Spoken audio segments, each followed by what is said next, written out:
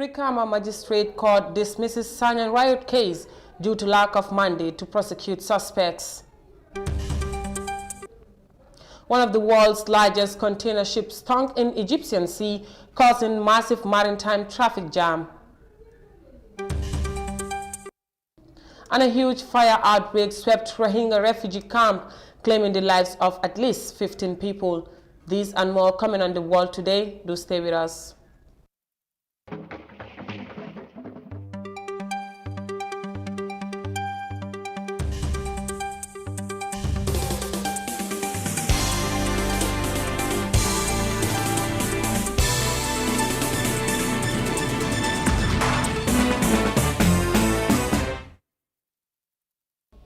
Good evening. This is The World Today newscast with me, Sohna Tunkara. Thanks for joining us, and now to our news in detail. Barely a day after the police issued a statement on the Sanyang violent protest, some of the arrested youths were taken to Brikama Magistrate Court on Wednesday. According to our sources, the case was dismissed by the court due to lack of mandate for the police to prosecute the arrested suspects. iAfrica TV's Binta Jallo, who has been closely following the development, tells us more in this report. This comes a week following a violent protest in Sanyang village, where angry mobs struck by the death of a native of the village burnt down Sanyang police station, a fish meal factory, and stores built on the Sanyang beach. Few days later, the police opened an investigation into the riot. According to the statement issued by the police, 50 individuals were arrested during the course of the investigations, 22 of whom have been charged with offenses under the criminal code. The statement indicated that cash amount of about $8 million and 1,500,000 CFA was suspected to have been looted from the Nassim fish meal processing company and individuals' residence. The Chinese fish meal plant was accused of causing environmental pollution and overfishing. The release said an additional 4 motor vehicles, including 2 pickups and 2 mini trucks, were also burnt down. Furthermore, homes of 5 individuals within the village were attacked and their compounds and properties vandalized. A mobile shop was broken into and items estimated at $250,000 were all looted.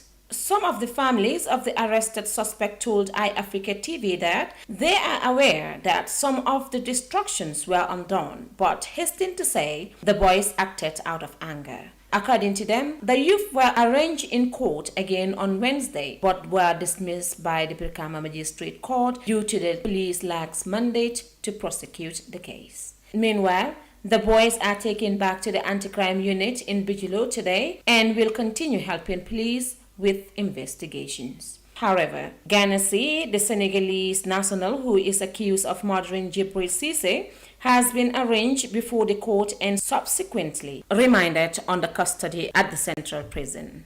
For iAfrica News, Binta Jallo.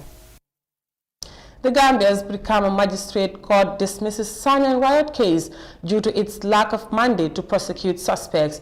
Now, from that, one of the world's largest container ship was seen sunk in the Suez canal on Wednesday after running aground on Tuesday and causing a massive maritime traffic jam at both ends of the canal in Egypt. Still show the MV Ever Given, a Taiwanese ship 400 meters long and 59 meters wide, lodged sideways, blocking the southern end of the canal, and 8 Egyptian tugboats were seen to free the vessel. It remains unclear what caused the Ever Given to run aground, and according to reports, the ship has been blown off, caused by a strong gust of wind. It was inaugurated in 1869. The Suez Canal carries 10% of the international maritime trade, with nearly 19,000 ships having passed through it last year. From that, a former police officer, Omar Sadikan, on Tuesday confessed to have buried 2 dead bodies that were found in Ghana town in July 2005. The witness said they were informed by residents of the Ghana town that they found dead bodies around the seaside. The corpses were seen to have been part of the migrants killed under the orders of former President Yahya Jammeh. Details of that in this report. The witness explained to the commission the state in which the bodies were found before burying them. Yes, when we arrived there, as a matter of curiosity, all the officers, before we take our post to control crowd, we all went to the deceases to see the bodies. Well, initially we see 3 bodies. Then after we got like ground search, looking around, we found extra 5 bodies. In total was 8 bodies we saw there. Ko folo lato nga fure sabaleje yo bari bitun kontententa jibero la kadulani murumurun nata fure lulu fananje me ya lonko niya kafu sabo maketa fure sai. All right, and tell us the state in which you found them. Yes, they were dead. It was not an instant death because you can see blood coming from their head, and the bloods were dry. So you can imagine that it's not an instant death, but they're not that dry that you can say it's been a long while. According to Silla, after they buried the 2 dead bodies, they also brought 2 unknown people who were screaming at them, asking not to be killed.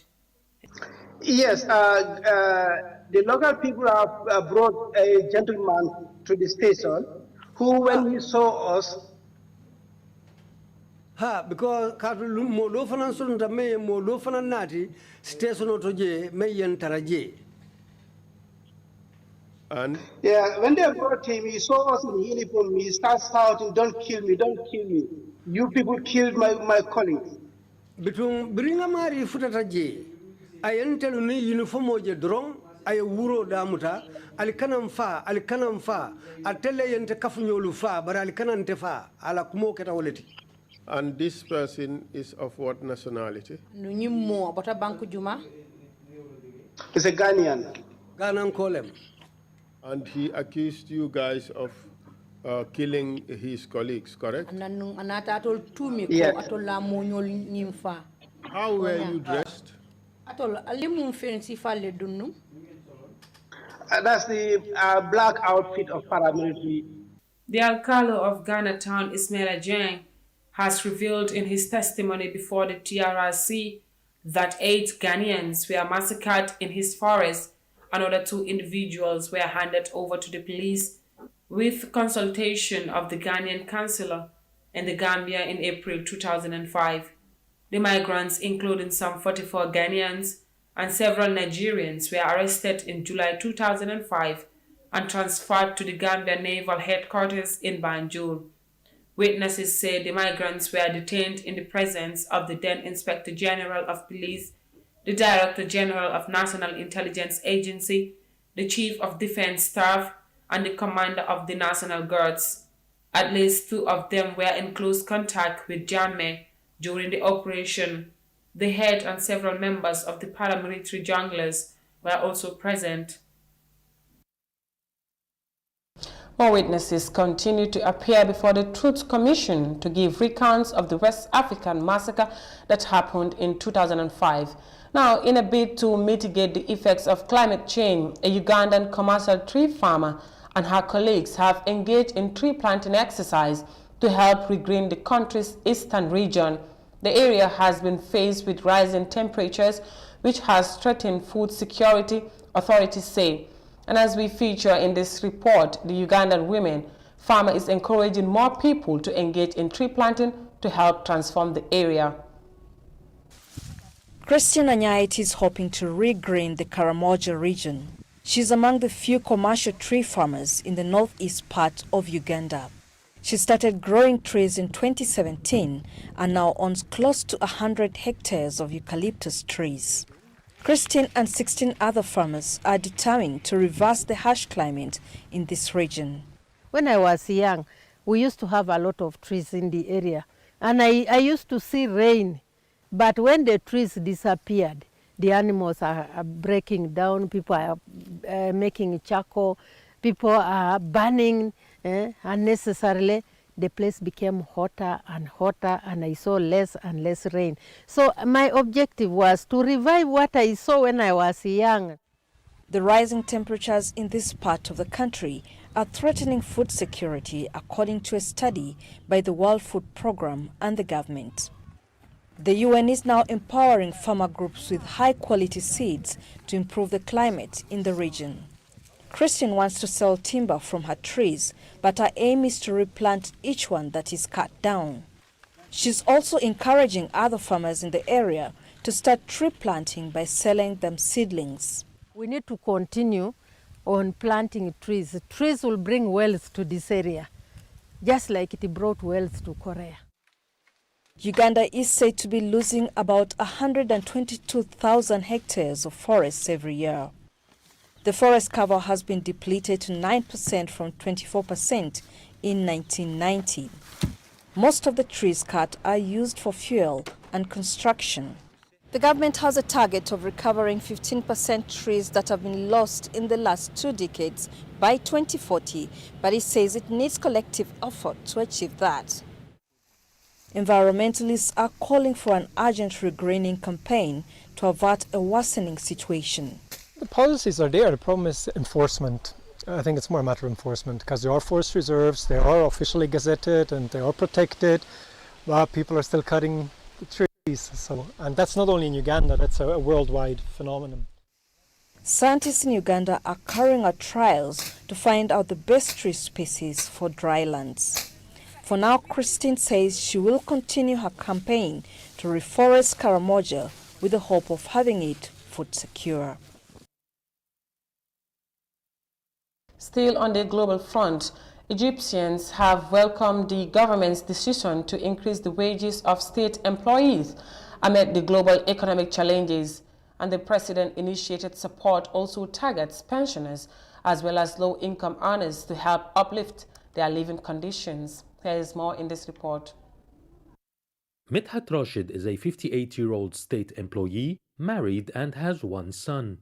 He applauds the latest 7.5% salary raise, bonuses and incentives. Like everywhere in the world, the cost of basic necessities like food, drinks, electricity, and rent have gone up. If it can help, even in 1 or 2 items, not all, that will be good enough. In my case, for instance, this money will cover my medical expenses and water and electricity bills, which is very good. The president has also targeted pensioners in the new budget with a 13% increase in pensions. I have 2 boys and a girl in college, so expenses are a load, especially in the recession times. The pension increase is timely because we badly need extra money. Prices have stabilized recently as inflation went down, and now with the income raise, it will help very much in covering our monthly expenses.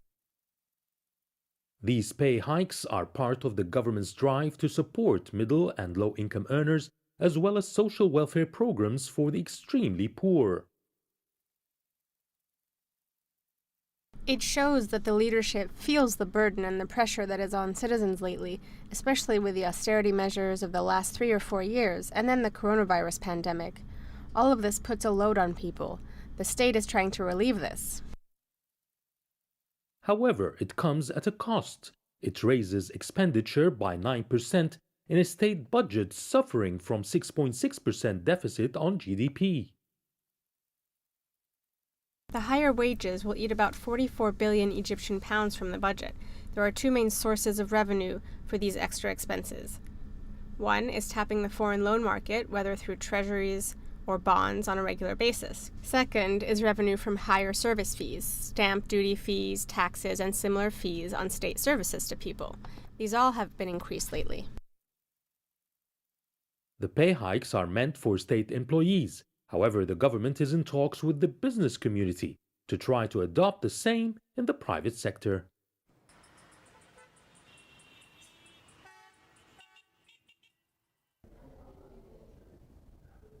The Egyptian government has decided to increase the wages of state employees amid global economic challenges. We will now go with a short commercial break and the news continues. Stay tuned. The pride we take in our brand, the work we put into constantly change the landscape and elevate real estate in the Gambia, it's compared to none. From inception, our goal was to add value to the beautiful Gambian landscape. That's why we are proud innovators of community estates. Kololi Sands is an exceptional piece of work, tailored for ultimate convenience and luxury, to bring you an element of finesse that is rare but unique in its own.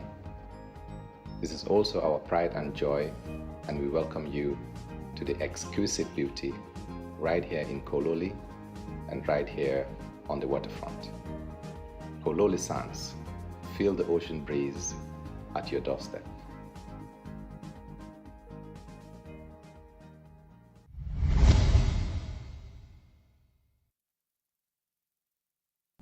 Welcome back. If you're just tuning in, this is the World Newscast, and to the rest of our stories. A massive fire outbreak that swept through a Rohingya refugee camp in southern Bangladesh has claimed the lives of 15 people. The Monday's destruction blaze has also injured 560 people, and an estimated 400 others are still missing. Rohingya refugee camp is the world's largest refugee settlement, home to nearly 900,000 Rohingya refugees. Fatmata Kasim tells us more in this report. The fire destroyed thousands of homes and killed several people. Officials and witnesses say this is the worst blaze to hit a settlement in recent years. Provisional reports that emerged on Tuesday states that 15 refugees have been confirmed dead in the fire and over 560 have been injured, with about 400 people still missing. The UN Refugee Agency UNHCR is rushing to provide critical support and protection to some 45,000 Rohingya refugees who lost their shelters and belongings in yesterday's devastating blaze. At a Suez head of office in Cox's Bazar, United Nations High Commission for Refugees says this is a very difficult situation. Families were separated, some children are still looking for their parents. This is a very, very difficult situation, and our heart goes out to the thousands of refugees who have yet met another disaster. At least 10,000 shelters have been destroyed and displaced refugees have been given temporary accommodation. UNHCR has provided medical supplies and psychosocial support, and health volunteers help refer affected refugees to critical support services.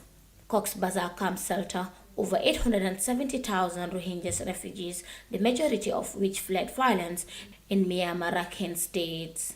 UNHCR's 2021 appeal for Rohingyas response total $294.5 million, and only 16% of it has been funded. Monday's destructive blaze would only exacerbate critical needs and further strain the overstretched resources. The agency called for the urgent mobilization of government and private sector donors. For iAfrica News, I am Fatoumata Kasim. A huge fire outbreak swept Rohingya refugee camp, claiming the lives of at least 15 people. And from that report by Fatmata Kasim, every 24th March is commemorated as World Tuberculosis Day to raise public awareness about the devastating health, social and economic consequences of TB. The theme for this year's commemoration is "The Clock is Ticking," which conveys the sense that the world is running out of time to act on the commitments to end TB. Amin Dao files in this report. Tuberculosis remains one of the deadliest infectious diseases in the world, despite the preventive and curable measures taken over the years. The world marks TB Day for the international community to call for more actions to eliminate the disease by 2030 amidst the ongoing COVID-19 pandemic. The World Health Organization says nearly 4,000 people die every day from TB and close to 30,000 people fall ill with TB. The director of programs at UNITAID, Robert Matiru, says about a quarter of the world's population are infected with the latent form of tuberculosis. Despite being preventable and curable, tuberculosis is one of the deadliest infections in the world, killing 1.5 million people each year. 10 million people fall ill with tuberculosis each year as well, and many of them are children, almost 900,000, and most live in low and low middle income countries and some of the poorest countries in the world. It's also the leading killer of people with HIV. About a quarter of the world's population roughly 1.7 billion people are infected with TB, the latent form. However, this is not treated with preventive measures and therapies. It can become active and people will become sick and die as well. Mr. Matiro also says UNITAID has been working with WHO and other organizations to bring new treatments for TB prevention. We're going to have any chance of ending TB in the next 10 to 12 years, we have to prevent it in the first place. UNITAID has been at the forefront working with many partners, with governments, manufacturers, civil society actors, and the World Health Organization to bring a new treatment for preventing TB, which is called 3HP. We are combining two treatments into one, which reduces how many pills somebody has to take a day from 9 to 3. It's easier to do this. It reduces the logistics and the packaging. And we've also lowered the cost by over 70% for this treatment, which is really important. In 2019, 10 million people suffered from TB and close to 1.5 million people, over 95% of whom were living in lower and middle income countries, died due to the disease. TB remains the leading cause of death among people with HIV, as global progress in the disease prevention is lagging behind. TB Day began on 24 March 1882, when Dr. Robert Koch announced that he had discovered the bacterium that causes TB, which opened the way towards diagnosing and curing the disease. Reporting for iAfrica News, I am Amindao. Well, viewers, that was all from me and the rest of the crew on The World Today. Gambia 24 is up next with Mariama Cham at 19:30 GMT. I am Sohna Tunkara. Thanks for watching. Good evening.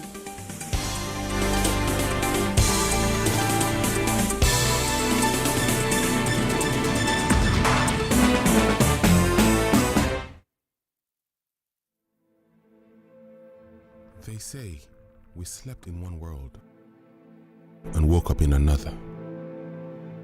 This global tragedy got humans together despite our social distancing. Our nature is taking a break.